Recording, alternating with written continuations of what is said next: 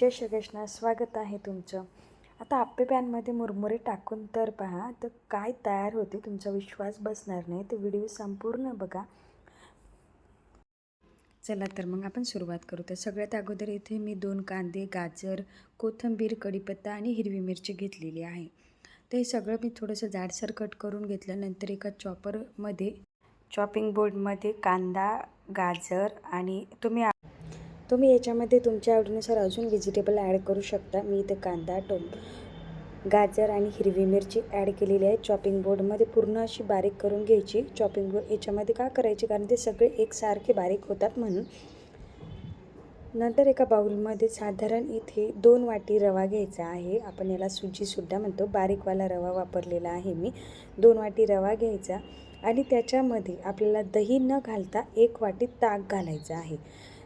जे आपण लोणी वगैरे सगळं काढून त्याच्या खाली जे ताक राहतं ना, ते इथे वापरलेलं आहे मी. ते सगळं मिक्स करून घ्यायचं आणि हे जर नसेल तर याच्याऐवजी तुम्ही दहीसुद्धा वापरू शकता. पण अवश्य वापरा, म्हणजे आंबट अशी मस्त चव येते त्याला आणि फर्मंट लवकर होतं. याच्यावर झाकण ठेवायचं. नंतर आप्पे पॅनमध्ये मुरमुरे टाकायचे आहे.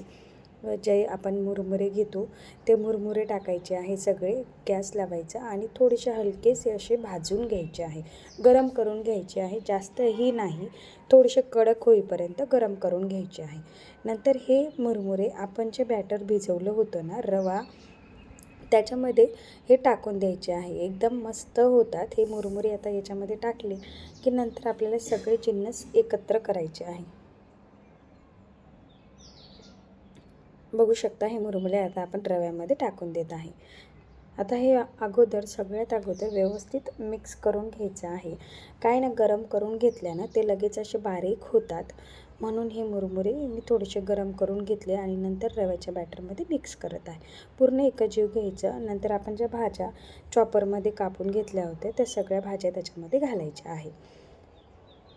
वरतून बारीक चिरलेली कोथिंबीर घालायची, बारीक चिरलेला कढीपत्तासुद्धा घालायचा. कढीपत्ता आवश्यक घाला, हा खूप चांगला असतो शरीरासाठी, खूप पौष्टिकसुद्धा असतो. वरतून थोडंसं आपल्याला याच्यामध्ये जिरं घालायचं किंवा जिरा पावडर घातली तरीही चालते. लाल तिखट घालायचं आवडीनुसार. मी इथे 1 चमचा घातलेला आहे आणि अर्धा चमचा हळदसुद्धा घातलेली आहे. आता हे आणि चवीपुरतं मीठ घालायचं आहे.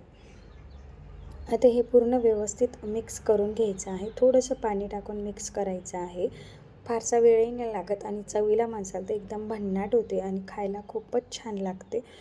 तर अशा पद्धतीने हे पूर्ण एकजीव करून घ्या. हळूहळू याला पूर्ण एकजीव करायचं, म्हणजे जे मुरमुरे आहे ते पण त्याच्यामध्ये भिजतात. आता हे साधारण एक 5 ते 7 मिनटं झाकून ठेवायचं. 5 ते 7 मिनटानंतर बघू शकता मुरमुरे त्याच्यामध्ये किती लवचिक बारीक झालेले आहे. बॅटरमध्ये पूर्ण अजिबात ओळखायलासुद्धा येत नाही आणि त्याची टेस्ट माणसाला याच्यामध्ये खूप छान लागते.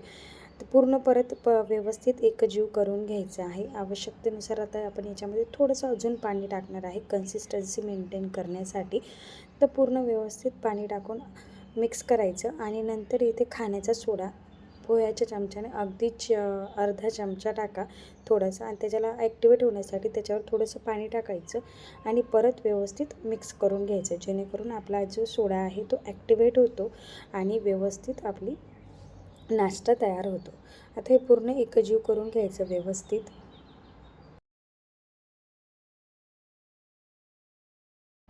पूर्ण एकजीव झाल्यानंतर गॅसवर एक आप्पे पॅन ठेवायचं. त्यामध्ये थोडं थोडं तेल टाकायचं. अतिशय कमी त्या तेलामध्ये तयार होणारा हा नाश्ता आहे. खूप मस्त, टेस्टलाही भन्नाट. त्याच्यामध्ये त्या तेलामध्ये थोडेसे तीळ घालायचे आहे, म्हणजे तिळाने अजून मस्त याची टेस्ट वाढते. आणि जे आपण बॅटर बनवलं होतं ते बॅटर याच्यामध्ये टाकून द्यायचं आहे. म्हणजे तुम्हाला कळालं असेल की इथे आपण बनवत आहे रवा मुरमुरे आप्पे, जे खायला खूप टेस्टी आणि डाळी भिजवायचं काम नाही, टेन्शन नाही, झटपट तयार होतात. अशा पद्धतीने मी सगळे एक एक त्याच्यामध्ये टाकून घेत आहे. गॅसची फ्लेम लो ठेवा, जेणेकरून आप्पे खालून आपले जळणार नाही आहे. अशा पद्धतीने मी बाकी सगळे मग ते टाकून घेतलेलं आहे. नंतर याला काय करायचं, वरतून झाकण ठेवायचं, जेणेकरून त्याला व्यवस्थित वाफ लागते. एक साधारण 2 ते 3 मिनटं, 2 ते 3 मिनटानंतर 2 ते 3 मिनटांनी लगेच आपले आप्पे ते हे होतात. त्याला खालची बाजू परत त्याची भाजून घ्यायची आहे. अशा पद्धतीने ते पालटून घ्यायचे आहे. बघू शकता काय टम्म फुगलेले आहे. खायला म्हसाल तर याची चव खूप अप्रतिम होते. नक्की ट्राय करून बघसाल आणि मुलांनाही खूप हेल्दीएस्ट व्हर्जन आहे हे. मुरमुरे तशीही मुलं खातात, तर आपण अशा पद्धतीने जर केले तरीही चालते. त्याला वरतून परत खालून भाजण्यासाठी त्याला थोडंसं तेल टाकायचं, जेणेकरून ते जळणार नाही.